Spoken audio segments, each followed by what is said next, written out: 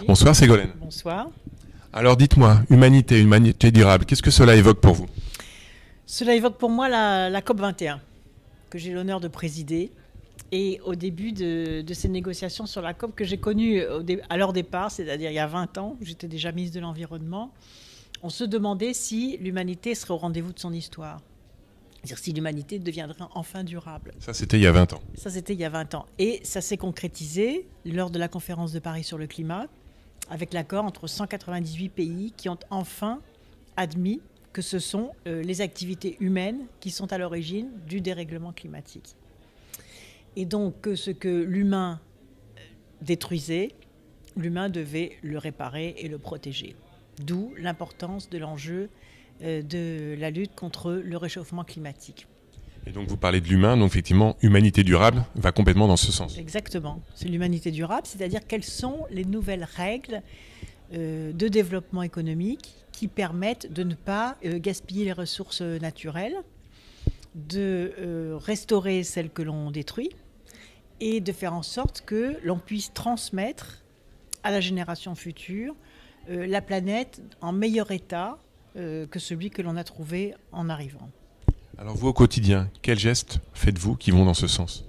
Beaucoup de gestes. D'abord, j'ai créé une fondation qui s'appelle Désir d'avenir pour la planète, pour lutter pour la justice climatique, c'est-à-dire apporter l'énergie solaire aux femmes dans les pays africains. Donc j'ai lancé les maternités solaires. Là, j'en suis à 19 maternités équipées d'un panneau solaire où les femmes avant accouchaient dans le noir, avec tous les accidents que cela suppose, et puis la dignité aussi.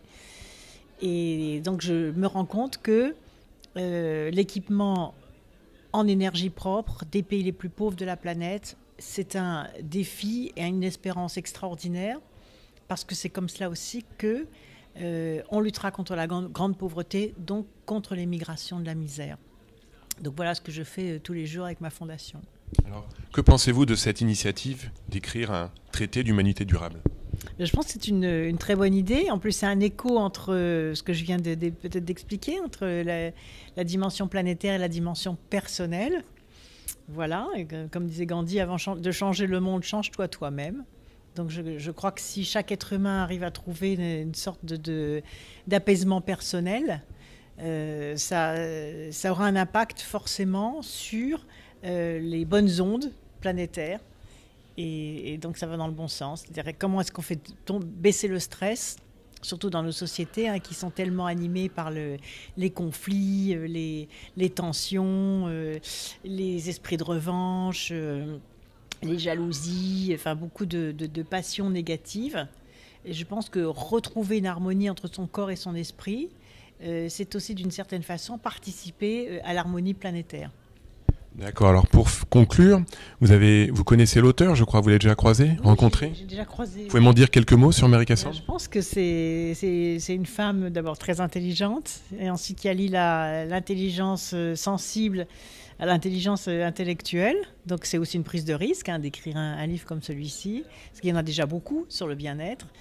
Mais celui-ci est particulier en tout cas, et je crois qu'elle le porte parfaitement. Merci Ségolène Royal. Merci à vous.